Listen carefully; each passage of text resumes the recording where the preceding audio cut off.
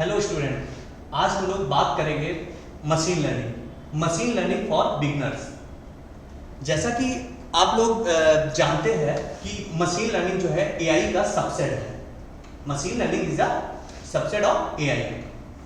सो हम लोग जैसे कि हम लोग मशीन लर्निंग जो होती है कि मशीन को ह्यूमंस की तरह ट्रेन करना, वो चाहे विजुअल मशीन हो या चाहे आप लोग देखते हैं कि अपने अपने सिस्टम्स वगैरह में जो है सीरी वगैरह रहता है, या फिर असिस्टेंट गूगल असिस्टेंट वगैरह हो गया, तो ये सारे एआई के पार्ट है। तो एआई क्या है, ह्यूमंस की तरह हम लोग मशीन को ट्रेन करते हैं, वही एक एआई है।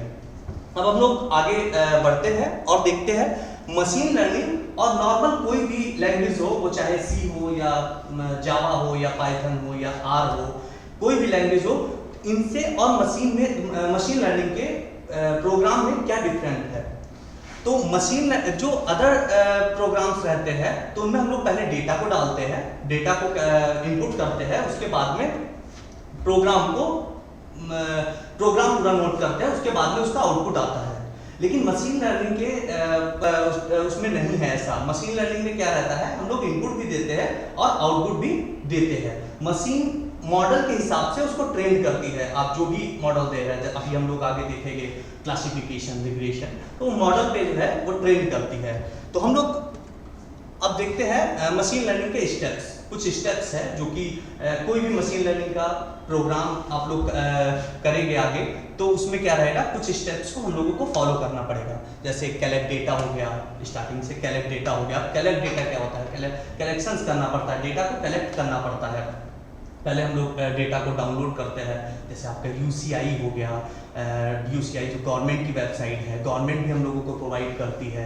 ट्रैगल हो गया, इस तरीके से काफ़ी वेबसाइट्स हैं जहाँ से हम लोगों को डेटा मिलता है। और डेटा भी ऐसे नहीं कि 200, 400, 500 ऐसा कुछ नहीं, डेटा भी मिलियंस में होता है। उसके बाद में उस पर हम लोग एनालाइज करते हैं। सेकेंड स्टेप है प्रिपेयर डेटा। तो हम लोग प्रिपेयर डेटा मतलब ना, हम लोग डेटा प्री प्रोसेसिंग करते हैं। डेटा को पहले हम लोगों ने कलेक्ट डेटा किया, उसके बाद में उस पर ऑपरेशन किया। सपोज दैट एक फॉर्म है, एक फॉर्म है, एक बी फॉर्म है। तो ए फॉर्म में जो है कुछ डिटेल्स सपोज दैट मैंने भर दिया, और मेरे साथ वाला जो स्टूडेंट है, मेरे साथ वाला जो टीचर है, उसने कुछ चीजें छोड़ दिया, तो उसमें नल वैल्यूज आ जाएगी। उसमें नल वैल्यूज फॉर्म में जो है नल वैल्यूज आ जाएगी। तो हम लोग उसको एनालाइज करते हैं कि क्या हमारे डेटा में कमी है, तो उसको हम लोग प्रिपेयर डेटा कहते हैं।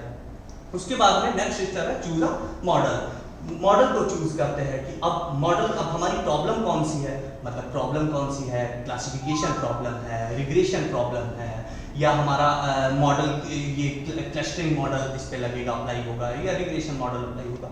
तो हम लोग पहले मॉडल्स को देखते हैं कि कौन सा इस पे मॉडल अप्लाई होगा। उसके बाद में देन हम लोग ट्रेन मॉडल करते हैं, मॉडल को ट्रेंड करते हैं। अब ट्रेंड भी किस फॉर्मेट में करते हैं कि मॉडल को जो है बाय डिफॉल्ट जो है 80 और 20 के रेशियो में करते हैं।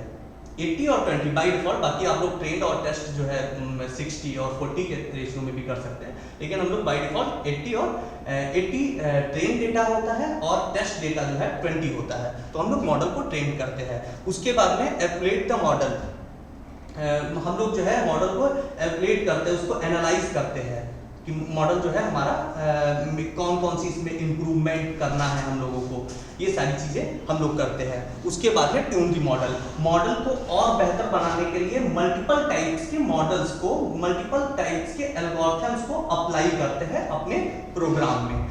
देन हम लोग डिप्लॉय कर देते हैं। डिप्लॉय मतलब हम लोग जो है, हम लोगों को प्रोजेक्ट जो हम लोग जिस पे काम कर रहे हैं उसको प्ले स्टोर पे ले जाना है या iOS स्टोर पे ले जाना है, तो उसको हम लोग डिप्लॉय नॉर्मली कर देते हैं।